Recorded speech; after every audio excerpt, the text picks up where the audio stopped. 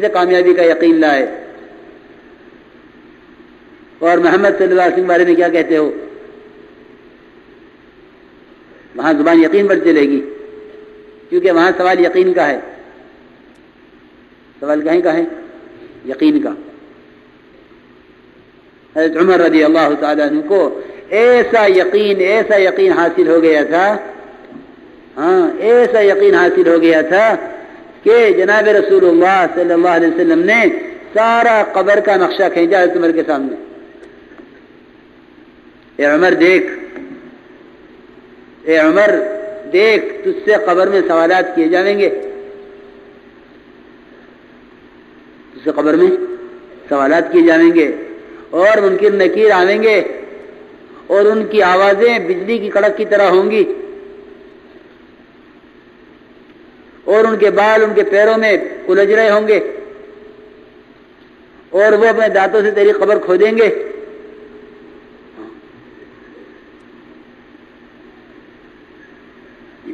اور ان کے ہاتھ میں اتنا زبردست ہتھوڑا ہوگا کہ جس کو سارے مینا والے جمع ہو کر حرکت نہیں دے سکیں گے. اے عمر وہ تجھ سے قبر میں تجھ سے دین کے بارے میں، رب کے بارے میں سوال کریں گے. اگر تو سوال کا جواب دینے میں ذرا ہچکچا گیا اور سوال کا جواب دینے میں تو نے ذرا تعامل کیا تو وہ اس ہتھوڑے سے تجھے اس طرح ماریں گے کہ تو بالکل خاک ہو جائے گا. حضرت عمر رضی اللہ عنہ ساری بات سن کے یہ عرض کیا کہ یا رسول اللہ، کیا میری اس وقت وہی کیفیت ہوگی جو اس وقت ہے؟ میں آپ کے سامنے بیٹھا ہوا ہوں. فرمایا ہاں اسی کیفیت پر ہوگا. تو یہ کہنے لگے حضرت عمر رضی اللہ تعالیٰ عنہ، اچھا جی پھر تو میں ان سے نمٹ لوں گا. ایمان کیا لائے گا؟ اطمینان لاوے گا، اور خوف بھی لاوے گا. کیا لائے گا؟ خوف اور امید. ایمان کیا لائے گا؟ خوف اور امید. خوف کہے گا اور امید کیسی؟ اللہ اکبر. حضرت عمر رضی اللہ عنہ فرماتے ہیں اگر یہ اعلان ہو جاوے کہ تمام لوگ جنت میں جاویں گے سوائے ایک آدمی کے، وہ جہنم میں جاوے گا، تو مجھے اپنے بارے میں خوف ہے کہ شاید وہ جہنم میں جانے والا میں ہوں. اور اگر یہ اعلان ہو جاوے کہ تمام لوگ جہنم میں جاویں گے سوائے ایک آدمی کا، وہ جنت میں جاوے گا، تو مجھے اپنے بارے میں امید ہے کہ شاید وہ جنتی آدمی میں ہوں. ایسا خوف، ایسی امید، اس ایمان پر ایسا اطمینان کہ آپ سے یہ فرما رہے عمر رضی اللہ عنہ یہ عرض کر رہے کہ یا رسول اللہ پھر تو میں قبر کے سوال کرنے والوں سے خود نمٹ لوں گا.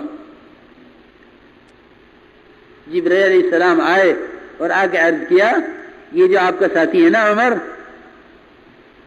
ایسا اس کا ایمان ہے کہ جب قبر میں سوالات اس سے کیے جائیں گے فرشتے کہیں گے عمر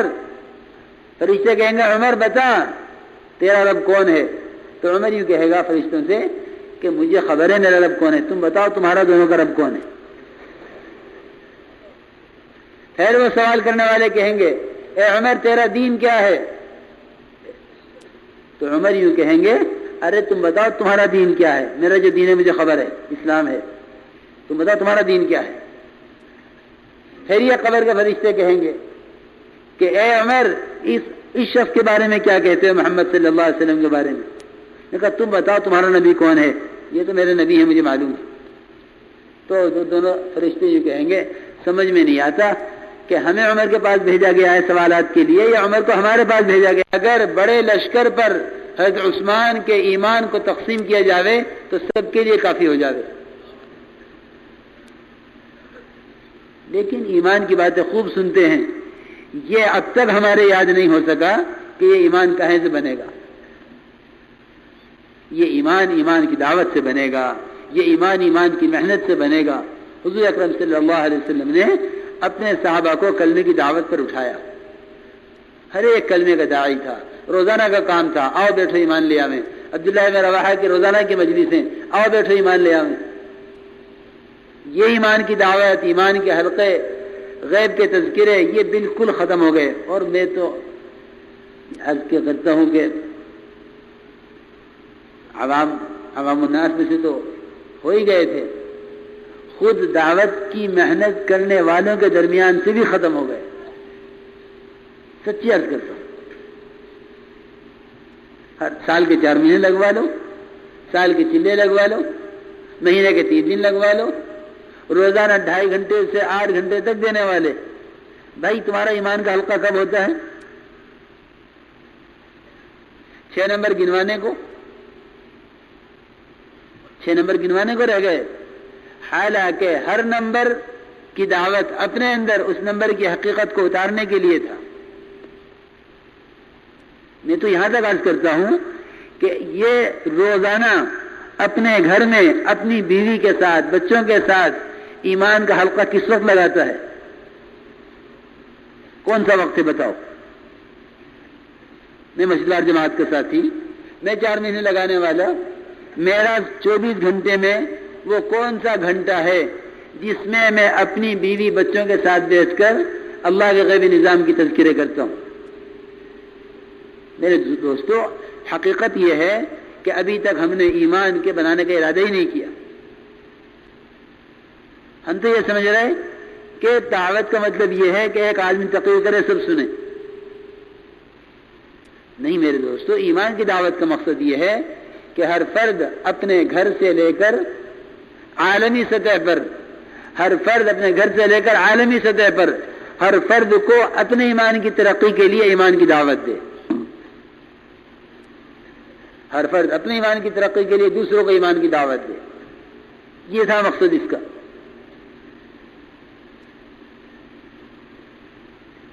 جناب رسول اللہ صلی اللہ علیہ وسلم کے زمانے میں عام فضا تھی ایمان کی اور ایمان کی دعوت کی.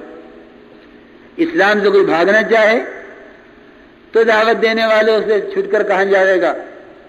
اسلام میں کوئی آنا چاہے تو کلمے سکھلانے والے، نماز سکھلانے والے، قرآن سکھلانے والے ہر وقت مسجد میں منتظر تیار بیٹھے ہوئے ہیں. یہ عجیب بات تھی.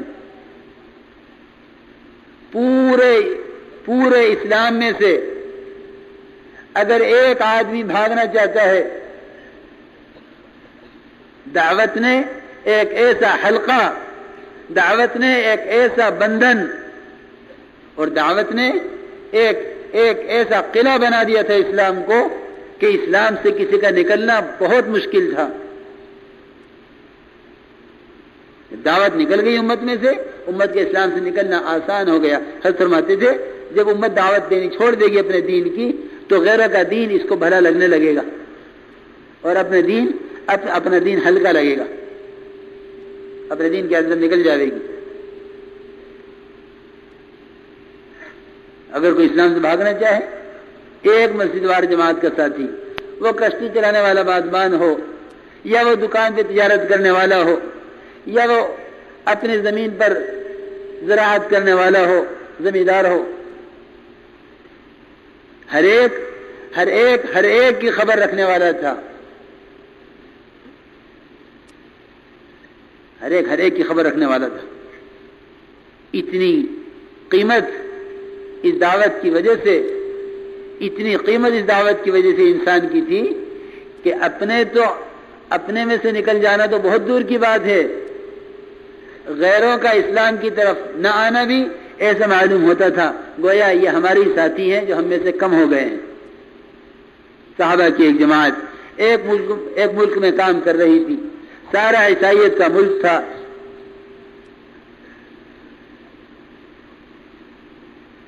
دعوت کی محنت ہو رہی، اسلام کی طرف امت آ رہی. بادشاہ کو پتہ چلا، بادشاہ نے بلایا صحابہ کی جماعت کو اور یہ کہا دیکھو جی، جو اسلام میں آنا چاہے گا اس کو ہم نہیں روکیں گے، اور جو ہمارے مذہب پر رہنا چاہے گا عیسائیت پر اس کو تم نہیں روکو گے، یہ شرط ہے. کہ جی ٹھیک ہے، بلا لو اپنی رعایا کو. ایک طرف صحابہ کی جماعت، ایک طرف بادشاہ، ایک طرف رعایا. رعایا میں سے ایک آدمی کو بلایا جاتا، بادشاہ کی پبلک میں سے ایک آدمی کو بلایا جاتا، اسے اختیار دیا جاتا کیا چاہتے ہو، اسلام چاہتے ہو یا غیر اسلام؟ وہ کہتا کہ میں اسلام چاہتا ہوں. تو صحابہ کرام فرماتے تھے وہ آدمی ہماری طرف آ جاتا تھا. پھر ایک آدمی کو لایا جاتا, اس سے پوچھا جاتا کیا چاہتے ہو, اسلام یا غیر اسلام؟ وہ کہتا کہ میں غیر اسلام چاہتا ہوں, اسلام نہیں چاہتا. تو صحابہ کرام فرماوے کہ جب کوئی آدمی یہ کہتا تھا کہ میں اسلام نہیں چاہتا تو ایسا محسوس ہوتا تھا کہ ہم میں سے ایک آدمی کم ہو گیا, ہم میں سے ایک آدمی کم ہو گیا. علاقے کے علاقے, ملک کے ملک, صوبے کے صوبے, اضلاع کے اضلاع, دیہات کے دیہات, گاؤں کے گاؤں اسلام سے نکلیں گے, باقی مسلمانوں کی کانبت جو نہیں رہیں گے گی. یہ بنے بیٹھے تاجر کے تاجر, ہاں میاں اللہ کے ہاتھ میں ہدایت جس چاہے دے, اللہ کے ہاتھ میں گمراہی ہے جس کو چاہے گمراہ کرے. نہیں, یاد رکھیو انسان انسان کی ہدایت کا ذریعہ ہے, انسان ہی انسان کی گمراہی کا ذریعہ ہے. انسان ہی انسان کی ہدایت کا ذریعہ ہے, انسان ہی انسان کی گمراہی کا ذریعہ ہے. جب دعوت کی محنت جب دعوت کی محنت کی جاوے گی تو انسان کی قیمت قائم ہوگی. ایک مسلمان کی کیا قیمت ہے, ایک انسان کی کیا قیمت ہے, یہ جنت کا مستحق کیسے بن جاوے, یہ ایمان والا جنت میں داخل ہونے والا کیسے بن جاوے, جو ہے یہ جہنم سے کیسے بچ جاوے. دعوت امت کی شفقت پیدا کرے گی امت کے دلوں میں, اور دعوت امت کے دلوں میں اسلام کی اہمیت پیدا کرے گی. جب دعوت امت میں سے نکل جائے گی پھر امت کا اسلام سے نکلنا ایسا آسان ہو جائے گا کہ اول تو پتہ ہی نہیں چلے گا, پتہ بھی چل جائے گا لوگوں کو کہ فلاں جگہ یہ حالات ہیں, تو ان میں کوئی تقاضا پیدا نہیں ہوگا کہ چلو وہاں جا کے انہیں کلمہ سکھلاؤ, چلو وہاں جا کے انہیں اسلام کی طرف ان کو رغبت دلاؤ. کوئی تقاضا نہیں, میں تو تاجر ہوں اور میں تو کاشتکار ہوں, اور ہدایت اللہ کے ہاتھ میں ہے. اللہ نے تجھے اس کی ہدایت کا ذریعہ بنایا ہے, اور یاد رکھ خدا کی قسم, تو اس کو دعوت دیے بغیر صرف اپنے عمل سے نجات نہیں پا سکے گا. اتنی سخت بات ہے یہ, لوگ سمجھتے نہیں ہیں, اشکال پیدا کریں گے. میں قسم کھا کے عرض کرتا ہوں, علماء نے صاف لکھا ہے اس امت کی ذمہ داری یہ ہے کہ اگر اس امت نے صرف اپنے عمل کی فکر کی, دوسروں کے عمل کی فکر نہ کی, تو یہ اس امت کا فرد صرف اپنے عمل سے نجات نہیں پاوے گا. یہ قرآن کی تفسیر میں مفتی شفیع صاحب رحمۃ اللہ نے صاف صاف لکھا ہوا ہے. کیوں جی, کیا حکم ہے اس کام کے کرنے کا؟ چلہ دینا کیسا ہے, دیں کہ نہ دیں, کیا اس کام کا کیا حکم ہے, کیا فرض عین ہے, کیا فرض کفایہ ہے, کیا سب کو ہی کرنا ہے, کیا کچھ کرنے تو باقی طرح سے ساقط ہو جائے گا, کیا سب کا کرنا ضروری ہے, کیا جو لوگ اور دین کے کام کر رہے ہیں کیا ان کے لیے بھی یہ کام کرنا ضروری ہے؟ ایک بات نہیں 10 باتیں. ابھی تک ہمیں اس کام پر اتنا یقین نہیں ہے کہ نبی آتے ہیں, دعوت آتی ہے, دین آتا ہے, نبی چلے جاتے ہیں, دعوت چلی جاتی ہے, دین چلا جاتا ہے. ابھی تک اس کی خبر نہیں, حالانکہ ہر زمانے کے نبی کی کارگزاری یہی ہے.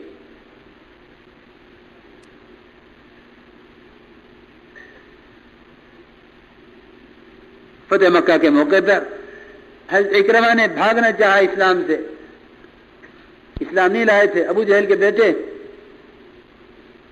اللہ نے ایک کشتی چلانے والے کو ان کے اسلام کا ذریعہ بنا دیا. کس کو؟ کشتی بادمان. کوئی عالم, کوئی بڑا آدمی ہے جی, کوئی ان کو ترغیب دیتا, کوئی پرانا آدمی, کوئی پرانا ساتھی, کہیں کا امیر صاحب, کچھ نہیں, ایک بادمان کشتی چلانے والا. اس کو اللہ نے کس کی ہدایت کا؟ ابو جہل دشمن اسلام, اس کا بیٹا فتح مکہ کے موقع پہ بھاگا اسلام سے کہ یہ تو قتل ہوں گا یا مجھے مغلوب ہو کر اسلام قبول کرنا پڑے گا, لہذا یمن بھاگ لو. یمن کی طرف بھاگے, یمن کی طرف بھاگے اور کشتی میں سوار ہو کے سمندر کا راستہ پکڑ لیا. کشتی پلٹنے لگی، کیونکہ وہاں صرف اتنا ہی تھوڑی تھا کہ ہم تو ہیں کلمہ والے، کلمہ پڑھ لیا،